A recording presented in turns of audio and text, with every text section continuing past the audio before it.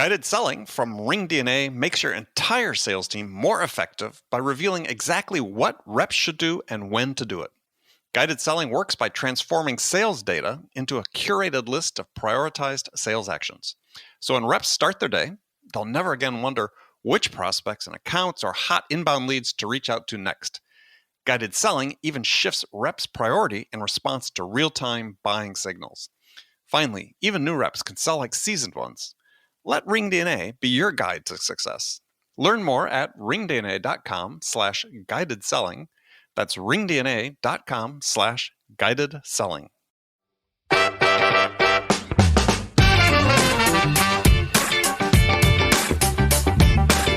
Within like a 10-day time frame, everything dried up. It was like the Sahara Desert. And the reason being was, guess what?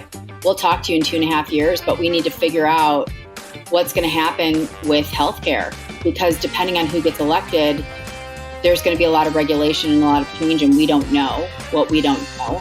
And then on the flip side, it was, oh, and by the way, we're also tied to the autos, and if they collapse, we collapse too. So, yeah, that sucked. Hi, friends. Welcome to the Sales Enablement Podcast. I'm your host, Andy Paul. Now, that was Amy Volas. She's the founder and CEO of Avenue Talent Partners. And in this episode, I talk with Amy about two main topics. First, we dig into the state of B2B sales, recruiting, and hiring. And we explore what Amy calls the 3 myths of hiring enterprise sales candidates. And then we dig into the continuing lack of diversity in B2B sales. And as we all know, this is not a pretty picture. And we dig into the research that has shown the value of diversity in the workplace. With findings that companies that are considered leaders in building diverse workforces are generating above average business returns in their industry. So, it's not just a matter of how you're building diversity. There's some really good rationale for doing it. So you want to stick around because this is another important conversation. Before you get to Amy, I want to remind you to subscribe to this podcast wherever you listen to it. And if you subscribe, we'd certainly appreciate it if you could give us your feedback about how we're doing in the form of a review. So thank you. All right, let's jump into it. Amy, welcome to the show. Thank you, Andy, for having me. I'm excited to be here. Well, good. We're excited to have you here. So where are you joining us from? I'm joining you from northern Michigan on a lake where we have a place for the summer. So greetings from the country. From the country. Yes. So are you on the Upper Peninsula or not that far? No, I'm about an hour and a half south of where the Mackinac Bridge is. So okay. Northwest Michigan. Yeah. So mosquitoes haven't carried you away yet? No, thank goodness. They have not. I have like a little kumbaya essential oil situation that I use, and they stay away from that. So there you go. And how about the black flies? Do you get those up there too? No, we're on the side of the lake that the flies don't come our way. I mean, they do every now and then, but no, I don't have a major situation. Thank goodness. For those of you who aren't from the Midwest or the Upper Midwest, as I is from, and Amy is, you get that far north, the flies can be an issue. They can ruin a good time. That's true. Or if you go to Maine, they can be really bad there too. So yeah. So where do you normally hang out? I normally hang out in Grand Rapids, Michigan. That's my normal abode. And every summer we come up here. We have a place up here. And I'm originally from Chicago, and that's why we went to Grand Rapids, was to get closer to this. It was either Grand Rapids or it was California. And then we realized California's farther away from northern Michigan, yes. It is. That was the decision maker. Between that and my mother having yet to cut the umbilical cord, the cord was not as tight going from Chicago to Grand Rapids than Chicago to California. So there you go. Got it. So mom wanted you to stay close. I think both families were both from Chicago, and okay. They thought when we were first talking about it, and we love California, and we go there, and we sometimes in the winter will rent a place there for a number of weeks. And when we started doing that, it was like family therapy. Like the waterworks, we're aging, you can't leave us. There's only so much time left. And it my heart. I feel my heart. Yes. Yeah. So it's like, okay, well, you did give me life. So, I won't go that far away. We saved a lot of money not going to California. True story. That's true. Yes. But maybe now with people sheltering in place, I can get a better deal. I don't know. We'll see. Oh, if you wanted to rent out here, I'm sure. Rent, or if we ever wanted to buy like in the city or something, I don't know. I'm not sure. So you mean the city, meaning San Francisco? Any of the cities, San Francisco, LA, San Diego. San Diego, as the legend Ron Burgundy would say. Yes. That's right. All of those. Yes. Those are all options that we love. Got it. All right. Well, I can recommend San Diego for sure. Yes, please. Yeah, you have to come rent out in the area sometime. Yes, please. That's going to be a different conversation for a different day. And we already have a conversation to talk about book writing. I'm going to have to add that into our agenda.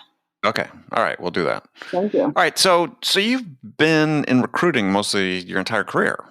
It seems like a short break at one point, but so what was it that was exciting to you about recruiting? Actually, I was in that industry, but I wasn't a recruiter. Oh, okay. So,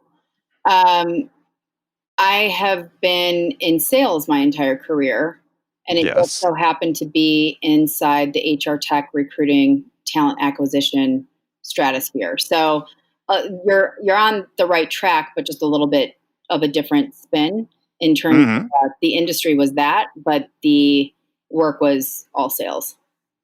So what were you selling?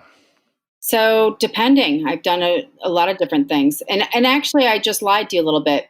My first job was... Oh, that's good. That's a good way to build a relationship of trust. I know. You know what? Let's start lying. This is what you should always do in sales and recruiting. Just lie to people, and it'll work itself out in the end. Do not do that, by the way. That's me being cheeky. No, I actually started out as a tech recruiter way back in the day.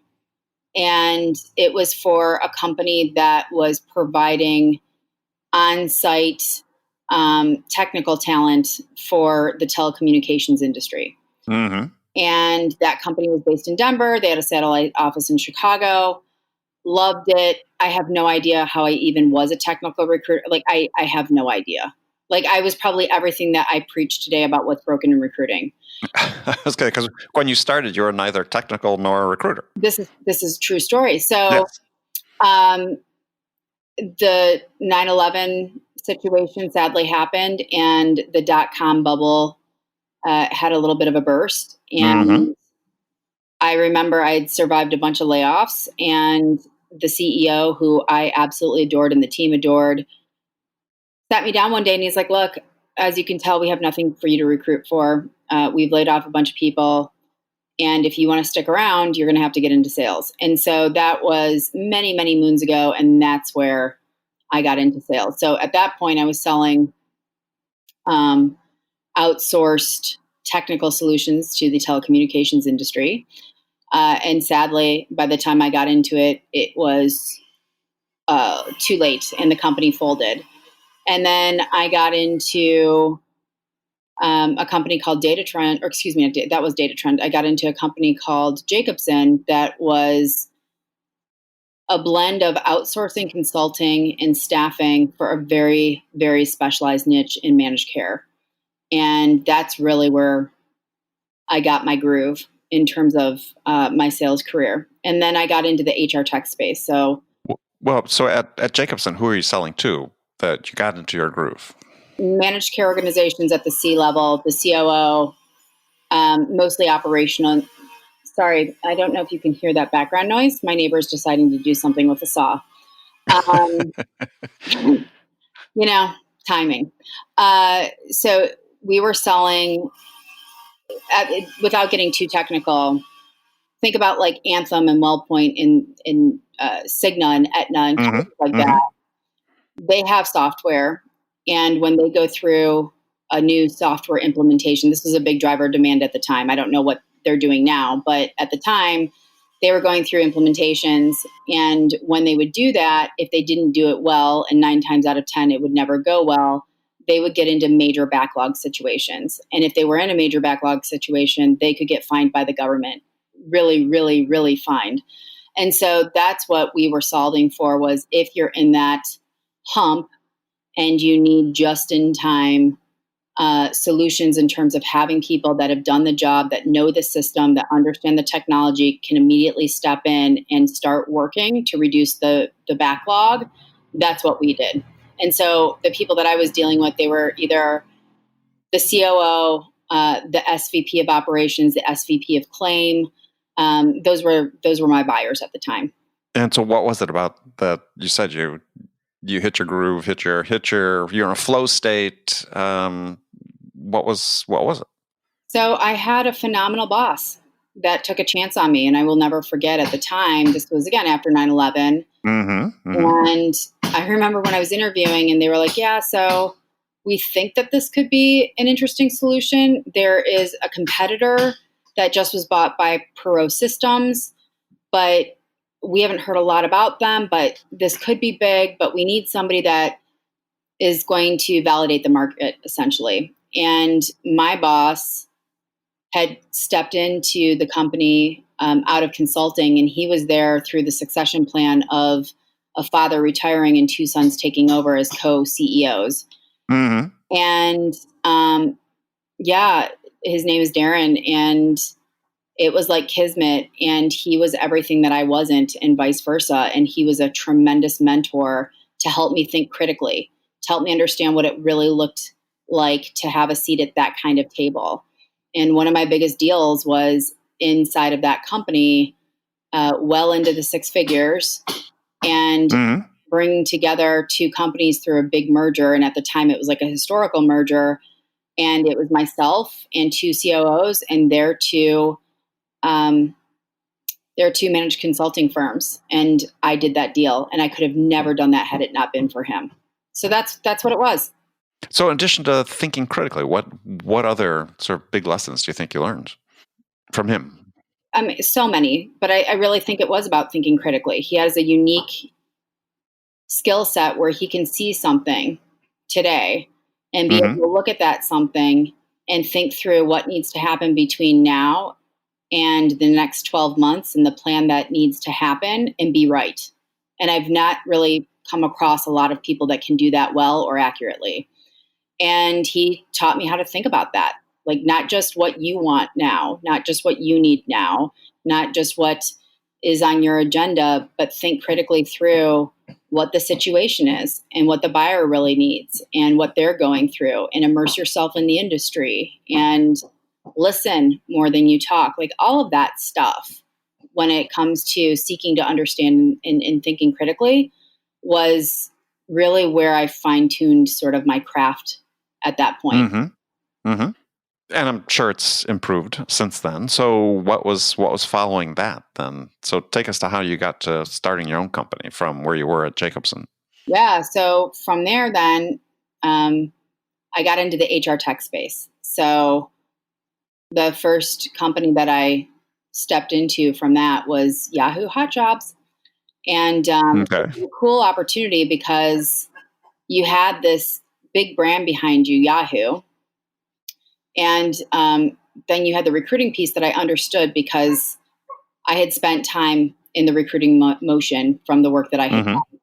And so it was interesting to flip the script on that, to think about it from a recruitment advertising perspective and dealing with CHROs, SVPs of talent acquisition, VPs of talent acquisition, VPs of recruiting. That was my buyer for Fortune brands. So I was on the majors team, and that's basically like jumbo accounts, global accounts, enterprise, like heavy duty enterprise sales. And my role was 35 to like 40-ish accounts, and a blend of existing, new, and win back. And so the work inside of that was different with each account, depending on what the situation was. But what I liked about it, I had never been on the more technical side, and it wasn't SaaS. That wasn't SaaS then. It was more like digital advertising. It was talking a lot about how things were structured from a recruiting perspective of, well, wait, are you thinking about branding? How are you managing this? What technology are you using to manage this? And again, that multi-threaded complex sale. So that's where I was bitten more by the tech side of things, and that side of the recruiting industry was fascinating to me. And it's always been the number one problem that my buyers have had, whether it's the work that I'm doing today or whether it's what I did way back in the day. We don't have a problem talking to people or seeing people or finding people. We have a problem finding the right people to do the right work and to stick around to do that work. And so that's not been lost on me. And that's the common theme through my career, is trying to solve those problems through the services or the products or the solutions that I've been able to sell. Right. So then what was the impetus to say, yeah, I could do this better. Let me start my own company? Well, Darren comes back around, right? Okay. So Darren and I never fell out of touch. And he has always been a mentor of mine. And so he and I spent a lot of time talking. And I remember when we both left Jacobson at the same time. When we left, it was sad. I was really sad to not continue to work with him. And I think he felt the same way. And we always talked about, like, well, what if we were to join forces again? And I should go back to Jacobson. Within my career there, I also got into sales leadership, and I was a vice president by the time I had left. So I realized, though, I loved being where the action was with my buyer, and I loved leadership, but I didn't always want to do it for everybody else, if that made sense. Yeah. And so Darren and I kept in touch. I loved what I was doing at Yahoo. It was a special time with special people. I did some great work there. I had some great deals. Certainly proud of the work. Learned a lot of new stuff. And I couldn't shake Darren. So we were talking, and I come from a long line of entrepreneurs and sales folk. And I feel like it's in my DNA to do my own thing. And so we had gotten together. He had flown to Chicago. We were living in Chicago at the time. We had a lot of meetings about wanting to go back to what we had done at Jacobson and wanting to do it better, because there were certain limitations that we had and certain things that I think the executive team there, they weren't really interested in pursuing that we were hearing from our buyer. And so the time was right. And Darren and I both equally invested in the company and started Broadpath, which is still a company to this day. That was in 2008. 2008 was 2008. So listening, that's an election year. And that election year, not only was the economy breaking apart, but the big themes at that time were around the autos and the collapse of the autos, and the Bear Stearns of the world and the Bernie Madoffs of the world. And at the same time, it was also about healthcare. And remember, we were focusing on managed care organizations. Right. I went from having a 7-figure pipeline of clients that were so happy to have Darren and I back. And I remember it was like, I was at like almost closed one, right? Like it was like, I'm at 90% assurance that this thing is going to be a done deal. And within like a 10-day time frame, everything dried up. It was like the Sahara Desert. And the reason being was, guess what? We'll talk to you in 2.5 years, but we need to figure out what's going to happen with healthcare, because depending on who gets elected, there's going to be a lot of regulation and a lot of change, and we don't know what we don't know. And then on the flip side, it was, oh, and by the way, we're also tied to the autos, and if they collapse, we collapse too. So yeah, that sucked. And I will never forget, I was in a Home Depot parking lot, and not Home Depot, Office Depot parking lot. And I called Darren, and we had lots of conversations, but I was crying and I was like, I can't do this anymore. And I couldn't do it anymore because and I still believe in bootstrapping versus taking on outside funding. Right. Me personally, for a variety of reasons. And he felt the same way. And I said, this is straining my personal relationships. This is straining my financial situation. And I don't have the wherewithal to not do anything for 2.5 years in this business, like in terms of the economics. And even Darren was questioning it. And Darren's financial situation and where he was living and what he was doing was very different than mine. And I'm so proud of him. I stepped away. That was the hardest thing I had to do. I'm really proud of the fact that even though I stepped away, we are still good. We were still good. Mm-hmm. That's really hard to do. And he stuck with it and sacrificed so much. And flash forward to 12 years later, and that company is absolutely thriving, and I'm thrilled for him. So that's that. When did you start your company? Avenue Talent Partner. So okay, 2008 happens. That was a sad day. I had to eat crow and go back to Yahoo. That was amazing, and I'm grateful. And thank you for bringing me back, Yahoo executive team. But I also knew that it was a bridge, and I needed to just sort of like get my breath back again and get my feet underneath me and start thinking through like, okay, I've got to recover, and I want to just get back to being the best version of me, which is a catalyst. They were a great catalyst for that. Mm-hmm. There was a little company at the time called Indeed that was giving like the Yahoos and the career builders and the monsters a run for their money. And one of our executives went over from Yahoo to Indeed and recruited me over to be the first enterprise salesperson to build out a territory. And again, I have this common theme of being a guinea pig. I love the build. That's my Mm-hmm. And as much as I loved Yahoo wasn't building anything. And so the work is different. And so I like being where the action is. I like building. I like being close to my customer. I like being able to do things on their behalf that make them better without a lot of the red tape and bureaucracy. So long story short, they recruited me, and here I was, the very first person that they hired to do this. But also I was remote. They were all in Stamford, Connecticut. Their tech team was in Austin. And here is this person that's in Chicago. And I was employee number 20 something and was there through a significant exit. So that's my startup kind of moment of awesomeness, because when you go through that and the fruits of your labor, and the work was hard, they didn't advertise, we didn't have a fully baked out anything. Right. And you go through that and it builds into something, and then there's an exit like that. That's like the most amazing feeling ever. And that's where I was bitten. And then you start chasing that like a drug. And that's what I did. So why did I start Avenue Talent Partners? Because I knew I was always going to do a company for myself, and I wanted it to be very different. And no offense to Darren, I didn't want a partner. I wanted to do it for me. And so I think people start businesses for one of two reasons. You've been in a space for a long time and you understand it and you care about it, and you've identified opportunities to make it better or bridge gaps or solve problems there.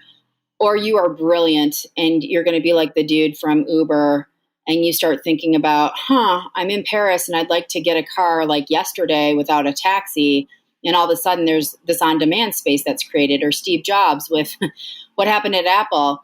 I'm not that person. My brain is not wired that way, but I am someone that cares deeply about my community. And so the whole HR tech and talent and recruiting piece and what's broken there really speaks to me. Startups really speak to me. Sales really speaks to me. And I figured, I get hit up by recruiters all the time, internal and external, and it's always an icky situation. I've never had an amazing scenario. Why do you think that is? Because I think that they I think that they approach it, the same way that the majority of sellers do of, I'm going to spray and pray. It's a numbers game, quantity over quality. All that same nonsense happens in recruiting. And the last time I checked, these are still one-to-one relationships. And when you don't treat them as such, it's just this like highly transactional ickiness that you have high churn probability, and it happens. And I cared a lot about that in sales, and I still do. And I care a lot about that in recruiting and still do. And so that's why I started this. Interesting. Very interesting. So you say you're doing sales recruiting without the cringe. So the cringe was what you spoke about before, just what you called the ickiness. Yes. And how's that going? I'm almost afraid to say it out loud because of the time that we're in. And I'm superstitious. I'm really grateful to say it's going really well. And I'm really proud of that. And it's been a lot of hard work, but I have cracked the code for how to solve for the problems that I see that happen when it comes to sales recruiting specifically. And I should say this, I don't do all sales recruiting. It's enterprise sales, sales leadership, and executive sales leadership. So that's what I mean by that. I have cracked the code for how to reduce the margin for error when it comes to mishiring and when it comes to reducing turnover, because our industry turns almost 3 times more than anything else. And that's a big problem. And so... Well, you say you cracked the code, but I have. In terms of... But... Yeah, it's your clients who are making the decision. Yep. But for my clients to work with me, they have to subscribe to the way that I work. So I do orders. Like, it's not like, oh, you have a job? Great. Give it to me and let me just go blast out 1,000 different in-mails or emails. And I've got a network and these are the top 10 people that I work with and that's it. Like, no, it's not that at all for me. So tell us how you approach that when you get an assignment. I'm going to keep it a little high level because some of this is secret sauce. Sure. So I will say this. Everything that I do is the exact same thing that I did in my enterprise sales career that made me successful. And the backdrop of that was to seek to understand and really peel back the layers beyond the surface of what do you really need? Why do you really need it? Why now? What's your real stage in the work that needs to be done? I'm a big fan of a scorecard. I write about that all the time. That's absolutely incorporated into my process. And then there is an interview motion that I have created to reduce that margin for error. A lot of the time, I think what people do is they recruit on the fly and they try to figure it out along the way, and they still have no idea what they're really looking for or what good really looks like for them in their stage. And so if I understand what you're saying, so when a client hires you, they have to agree to use your scorecard. It's much deeper than that, but yeah, that's certainly part of it. So interesting. I mean, you and I have spoken before about this. I'm a huge believer in scorecard approach, to a data-based approach to hiring, because we're collecting all this data. If we set the right criteria, then we should be able to track that over time and see what we could do better going forward. Yeah, well, and I think with anything, it's like go back and especially with a scorecard, what scorecard you might have used a year ago as your company, especially in the startup ecosystem, might be very different than where you are today. And so I like to allow enough time to kind of settle in and have enough to look at. But the scorecard's going to evolve as your company evolves. And so this is something that out of everything that Jason Lemkin has talked about, and I don't agree with every single thing that he has talked about, but I do absolutely embrace this and agree wholeheartedly.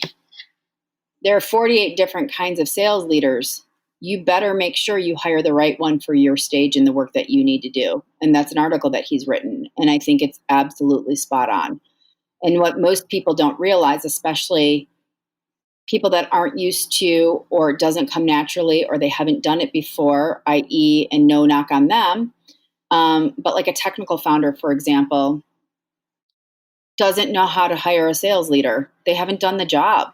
They don't know the questions to ask, and they don't know the answers if they are good or not. They don't know how to process that, so to speak. It would be like if you asked me, and even though I was a tech recruiter back in the day, I contributed to everything that was icky because I didn't know if somebody was good or not. I was just checking off boxes. And it's one thing to check off a box, and it's a very different thing when you can quantify and qualify and put those pieces together to connect the dots. Most don't know how to do that. So they'll get caught up in the shiny objects, or, oh, I was referred to this person. This person is this, VP of sales over here, and they've done a great job and they've grown the business 3x. Well, what that business was doing and how it was structured internally and the work that needed to be done may or may not apply to what you need. And do you know what that even looks like? And 9 times out of 10, the answer is no. And so that's really the stuff that gets me up in the morning to think about and to solve. Yeah, I mean, a lot of what happens is, especially in early stage startups, is, to your point, is the founders oftentimes just want to shed the responsibility of actually having to sell. And they may hire a VP way too early, and the VP doesn't want to get their hands dirty either. So they hire somebody else. And it's like, well, no one's ever sold yet, right? You have to learn how to sell your product before you start bringing these people in. That, and even if you're not entirely sure how to sell it, you have to spend time with your buyer to understand them. Because if you're going to continue to be brilliant, which you are, and that's great, to continue to iterate.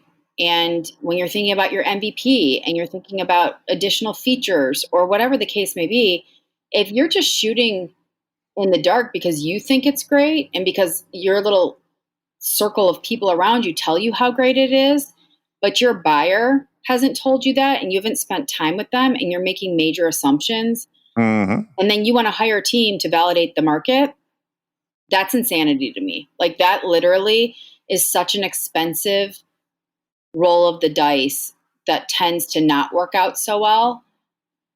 I want to know what my buyer wants, needs, what they don't want, what they cringe over, what delights them, what makes them better. And I'm a big believer, and this is the same thing with recruiting. People make decisions in the buying motion or in the hiring motion for 3 reasons. You can help me get better. You can help me solve a problem. You can help me reach a goal. And if you don't know the answer to that and you're assuming because you think that what you're creating is the most brilliant thing since sliced bread, that's great. But the market will always speak loudest. And wouldn't you rather know up front than wait until way down the road and have your rear end handed to you because you made the wrong assumptions and now you've brought people in and that's disrupted their careers and the work that they've done and you've spent a bunch of money on that. Oh, and if we're talking about enterprise sales, you really truly only get one major shot at that table. And if you screw it up and you colossally screw it up because that's a multi-threaded sales motion, good luck trying to get back in. So I find that people think through the big picture. They get like caught up in the hastiness of like right now, like this is what we're doing right now. And it's like, okay. And so I guess to go back to what you were asking me about Darren in terms of like how he influenced me, right now is great. But right now is right now. There's this whole other thing that's going to happen after right now. And are we thinking about that? And how are we thinking about that? And that's the stuff. And so they're also back to right before the Darren comment, you're talking about, hiring the right people and so on is there still seems to be this fundamental mismatch between the way companies think about who they need to hire and the attributes they need to have, and to the point you're making about talking to the buyers, what the buyers need from that person in order to help them make a decision. And this seems to be persistent, right? It's like, how do we break that cycle of, on one hand, we need, and I've just in the last couple of weeks, see job listings for need a hunter, need an extrovert, need a blah blah, these sort of macho terms. Yes. And then what the customer wants is, well, I want a curious, open-minded problem solver. But you're not hiring that person. You're hiring this other animal, which, does nothing for me. I want an assassin. Yeah, I know. Yeah, that is like old, antiquated, like archaic, grotesque sales culture stuff. Truly. But it's still predominant. It is. Well, 78.3% of the sales population are white males. So yeah, of course. And it starts at the top, right? So this is why I care so deeply. One of the reasons why, there's lots of reasons why I care deeply, but this is one of the reasons that I care deeply about what the work that I do when it comes to hiring a sales leader, because I am a technical founder and I don't know that. I am trained because I read something on some blog that said this is what you do when you hire a VP, and it isn't applicable to your stage. And maybe there's one little baby piece of advice out of that whole thing that you read, but now you're using that as the be all and end all because it's how you SaaS. Like, that is insane to me. And so in my mind, the way to solve for that, and I am grateful for the work that I do, but I am trying to shake up an industry that's begging for it. And it starts at the top, and it starts with the hiring motion. And in my mind, it's like, okay, I know what that looks like. I vet my clients just as much as I would vet anybody I'd bring their way. And if it's going to be that, it's like, we need a ninja and we needed this and we needed that and blah, blah, blah. And there's all of that sort of like peacocking, pomp and circumstance, like pounding of the chest. And it's like Grant Cardone style stuff. No thanks. Mm-hmm. I'm not into it. And no knock on Grant Cardone. I'm just not a fan. It's not my style. It's not my jam. Right. Yeah, me neither. Well, so let's follow down the path a little bit, because one of the things that you've written about and you talk about is increasing the diversity in sales. Yeah. And so how are you able to influence that with your clients? Because as you said, I think I was reading somewhere, and may have been even something you'd written, but 78% of people working in sales are white. Big fraction of those men. How do you work with your clients to say, we're missing out on all these opportunities, these talented people we're just not even looking at? So I tend to not be the problem solver at my level. Because remember, the work that I do is hiring a sales leader that has a lot of experience or an enterprise seller that has a lot of experience. And so the pool of available people that do the actual job fall into that statistic that you just stated that I talked about earlier. So I can't fix it at my level. I can talk about it for sure. Well, I was talking more how you influence it. It's influence and it's education. And so in my mind, as an industry, we have done a colossal job of bringing people into sales and quickly ushering them out because of the way we've treated them. So colossally bad job. Yes, thank you. Okay, yes. Thank you. This soft situation next to me is throwing my brain off. I'm sorry. I want to like literally push pause and go over there and take the saw and put it in the lake. But I digress. But no, we've done a horrible job of keeping great people in sales that had a lot of promise, because there's a lack of onboarding, there's a lack of training, there's a lack of enablement. And if you don't fit the norm, you don't fit and you're out. Or if it's a horrible sales leader and that's the first person's experience in sales, they're super turned off and they're going to go elsewhere. And that's a real shame. And so I'm trying to influence. It starts well before this hiring motion. How can we bring people in? How can we keep them? How can we support them? And as an executive, how are you creating a feeder system inside of your sales ecosystem to have a path and to have it be a nurturing path and to have it not be you walk onto the sales floor and the only thing that you hear is talking about Monday Night Football that might alienate every other underrepresented group. And that's okay. Like if that happens, that's okay. And if you know that it happens, that's okay. Now you know, what are we going to do about it? And I had a conversation with a founder and he was like, I can't tell people what to say. When I walk in the morning, all they're doing is talking about going and getting drunk at the bar or the conquest that they made from the bar or some sort of sports thing. And we have 3 women that are in customer success that would be phenomenal in sales and they don't want anything to do with it because they don't want to deal with that. Right. And I said, so what are you doing about that? And he's like, I can't do anything. I can't tell people what to say. And I said, no, you can't. But at the end of the day, what you can do is this.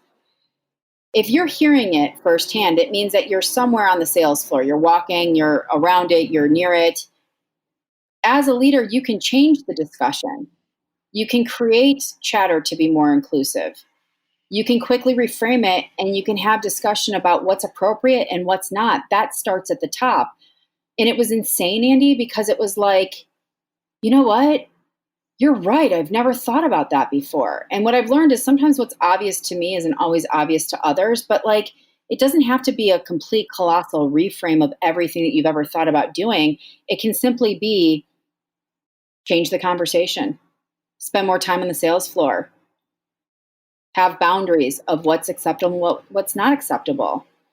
Because I'll tell you, a lot of the stuff that happens, isn't going to be attractive to a woman, a person of color, someone out of the LGBTQ community, and the list goes on. Or we also have the other side of this, and diversity isn't just a person of color or women. It's a lot of different things. And a big thing that nobody's talking about, and I think it's absolutely horrible, is there's some sort of stigma that after the age of 40, you're put out to pasture and you don't have really any light left in you and you're not going to bring any value to the table, especially in startups. Like, that's a big problem. Yeah. There's explicit ageism as well as everything else. I mean, it's, for me, a lot of it is, just minuscule amounts of courage on the part of founders and sales leaders could begin to address this issue in a meaningful way. As I think that the fear starts as, well, I can't do anything that would possibly disrupt this quote unquote culture we have because we're producing and the investors are expecting this certain results within certain time frames, and it sort of works its way down the ladder, where suddenly people say, well, I'm going to make this quote unquote safe hire. And it's, for most companies, it's not working out, yet they're all locked in.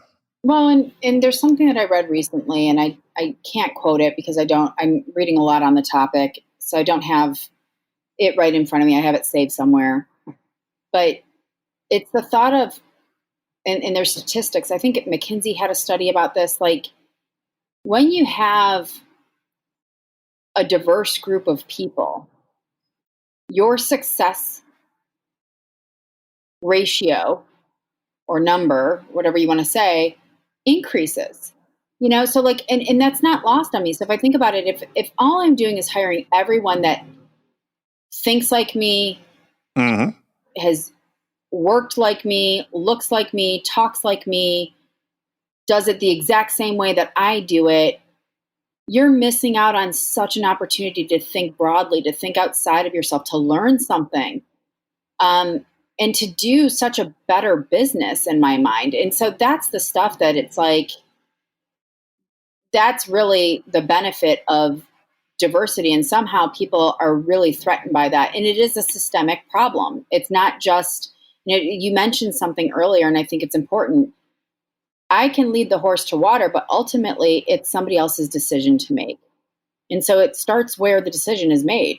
And culture comes from every single decision that's been made to that point, and it will continue to be influenced and affected and enabled by every decision that happens after that point. And so, like, what are you deciding to do, people? Like, it's not just something that I can't tell you, after all the stuff that's been happening, how many times I get on a call and it's like, okay, so we want to hire for diversity. They don't even know what that means. They don't even know what that looks like, truly. They're not thinking about it broadly of like, okay, you want to do that, but the story that you're telling on your website speaks to the opposite of that.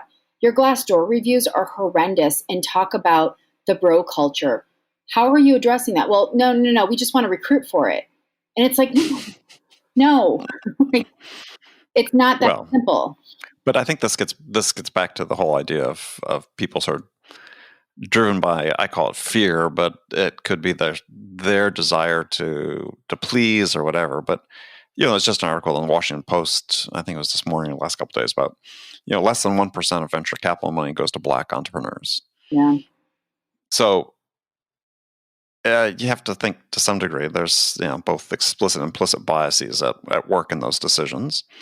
But it's reasonable to expect that a founder that gets funded and sees this is like, well, okay, if they're not comfortable funding Black entrepreneurs, can I hire talented Black or whatever employees, or am I going to risk the wrath of my investors? It's just like, the safe thing is to follow what's been done. Yeah. And it's like, okay, well, we've got a real cycle we got to break out of. And it's unfortunately what you're talking about when your clients are calling you. I think it was a different interview, but one of the few Black partners in VC firms in the Valley saying that, tired of this diversity theater. And I think that's, just what you're experiencing is somebody calling you and said, yeah, we just want to recruit for it. That's theater, right? They're no intent to actually make it real. It's just our play acting. Well, and then that speaks to, is there a true desire to change it? And is it just the trendy topic, or is there a real commitment to that? And that's what I look for. And it's funny, the stat that you were quoting from something that you were reading that I wrote within that same article, there is a company called Suchi, and I used their website video, like anybody can go see it, as a perfect example of what diversity looks like, of walking your talk, not just saying that you care about it. It's pretty powerful to see it in practice, and you don't see it so much. And they have done a phenomenal job of illustrating that. Mm-hmm. So, when I'm going to speak so strongly about something like this, I think sometimes people just feel paralyzed, so the benefit of the doubt of people, and not just the theater of diversity, but like if you genuinely care and you just genuinely don't know, or you're so bogged down in your own business, it's hard to think about your business. That's where I try to provide examples and actionable insight that people can start doing. So whether it's how you think about your job descriptions, and just from a gender perspective, there's a free gender decoder tool that you can use. And there's companies like Textio and TapRecruit that are paid solutions that that you're writing, it sort of scores it and it calls it out. So there's like a lot of different things that you can do to solve for some of that as a place to start. And like I said earlier, it is a foundational thing that starts at the top. And just because there's one person, I was on a panel recently with Modern Sales Pros, and one of the panelists and I talked after the fact and did a post-mortem, and we were talking about the fact that where they work, it's a big topic, and it's where they're investing to sponsor things and be involved and all the fun stuff. But ultimately, it's beyond that individual of what they control, and it's decisions that other people need to make. And I said, well, are they making them, and are they bought into that? And it's a mixed bag. And so until there's that alignment, and then there's thoughtful action taken beyond, I'll throw some dollars to it to sponsor something to say we have a commitment to diversity, there's a big difference with that. Yep, absolutely. All right, Amy, we could go on this, but unfortunately we're out of time. So if people want to learn more about what you're doing and connect with you, how can they do that? So avenuetalentpartners.com is where all the things that I'm featured in, and the blog, and how to get in touch with us. But for me personally, it's LinkedIn. I live out loud there daily. And I think I'm the only Amy Volas on LinkedIn the last time I checked. So either avenuetalentpartners.com or LinkedIn is a great place to find me, and it's easy to connect there. Perfect. Well, I encourage people to connect with you and follow what you're doing on LinkedIn. It's always good stuff. Thank you. And we'll look forward to talking again shortly. Thank you. Thank you so much. I appreciate the invite to talk shop. Okay, friends, that's it for this episode. First of all, thank you for taking time to listen. I'm so grateful for your support of the show. And I want to thank Amy Volas for sharing her insights with us today. If you enjoyed this episode, please subscribe to this podcast, Sales Enablement with Andy Paul, on iTunes, Spotify, or wherever you listen to podcasts. And if you could also leave us a rating or review and let us know how we're doing, well, we'd appreciate that. And you can do that all on your phone in less than a minute as soon as this episode is over. So thank you for your help. And thank you so much for investing your time with me today. Until next time, I'm your host, Andy Paul. Good selling, everyone.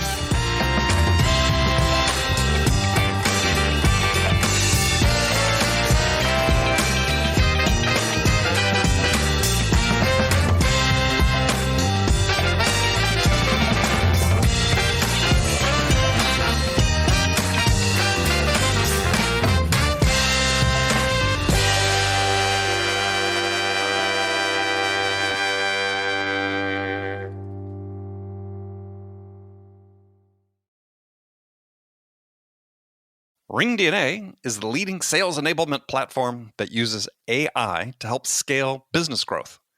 Trusted by the top companies across the globe, RingDNA offers a suite of powerful tools for every sales role. The RingDNA Dialer radically improves sales productivity and call connection rates, while guided selling helps reps know exactly what to do and when to do it. Conversation AI uses artificial intelligence to surface the most impactful coaching opportunities in real time. So, no matter where your team is working from, the RingDNA platform can help them exponentially increase call connections, opportunities, and revenue. Learn more at ringdna.com/platform. That's ringdna.com/platform.